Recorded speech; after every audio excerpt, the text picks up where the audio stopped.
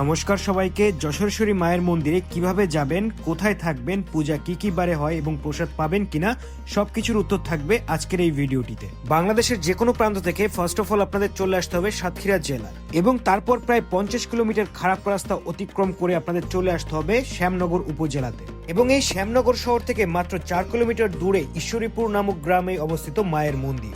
শ্যামনগরে নেমে যে কাউকে জিজ্ঞাসা করলেই আপনাকে চিনিয়ে দিবে মায়ের মন্দির। তাছাড়া আপনারা ইজি বাইক বা ভ্যানে করেও চলে আসতে পারেন খুবই সহজে। মা সতীর 51 পীঠের অন্যতম শক্তিপীঠ যশোরেশ্বরী এই কালী মন্দির, যার দর্শনেই পুণ্য লাভ হয়। তাছাড়া আপনারা যদি এই মন্দিরে পূজা দিতে চান অবশ্যই আপনাদের শনি অথবা মঙ্গলবারে আসতে হবে। তাছাড়া ভোগ প্রসাদও শনি মঙ্গলবারে করা হয়। যেহেতু আমি বছরের শুরুর দিন অর্থাৎ 1 তারিখে গিয়েছিলাম, সেখানে ছিল একটি অন্নপ্রাশনের অনুষ্ঠান, যার কারণেই কিন্তু আমি এখানে পূজা দিতে পেরেছি এবং ভোগ প্রসাদ পেয়েছি। আপনারা যারা মার কাছে পূজা দেওয়ার উদ্দেশ্যে আসতে চাচ্ছেন অবশ্যই আমি আপনাদের সাজেস্ট করব শনি অথবা মঙ্গলবারে আসতে।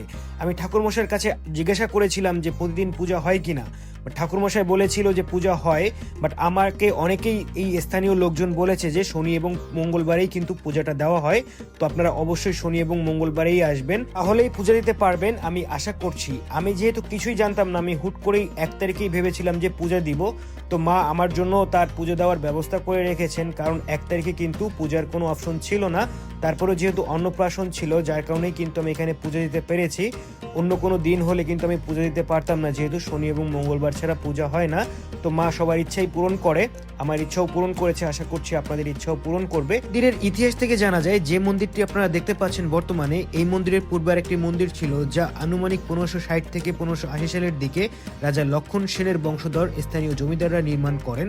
পরবর্তীতে 16 শতাব্দীতে মহারাজা প্রতাপাদিত্য মন্দিরটি পুনঃসংস্কার করেন। পুরনো মন্দিরটির ধ্বংসাবশেষ এখনো বিদ্যমান এবং চোখে পড়ার মতো। আপনারা স্ক্রিনে দেখতেই পাচ্ছেন যে পুরনো মন্দিরটা কেমন ছিল এবং এই মন্দিরটাই কিন্তু প্রথমে তৈরি করা হয়েছিল এখানে, এবং যে মন্দিরের ধ্বংসাবশেষ এখন আপনারা দেখতে পাচ্ছেন, যেটা বর্তমানে মেইন মন্দিরের চারিদিকে দিয়ে এই যে প্রাচীন মন্দিরটা ঘেরাও রয়েছে। আপনারা যখন এখানে আসবেন আপনারা বুঝতে পারবেন। এবং এখানে একটা গাছ দেখতে পেলাম, এই গাছটা কিন্তু শতবর্ষী আমার কাছে মনে হচ্ছে, কত বছর বয়স হবে আই ডোন্ট নো, বাট দেখতেই পাচ্ছেন যে এই পুরাতন মন্দির চারিদিক দিয়ে এই নতুন মন্দিরটি করা হয়েছে এবং মন্দিরের সম্পূর্ণ ইতিহাস আপনারা এখানে আসলে জানতে পারবেন।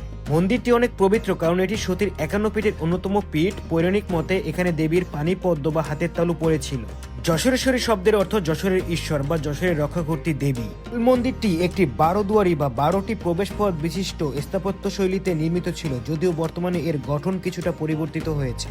তো পূজা শেষ করে আমরা সবাই প্রসাদের জন্য মন্দির প্রাঙ্গণেই বসে পড়লাম এবং একে একে সবাই আমাদের প্রসাদ দিল।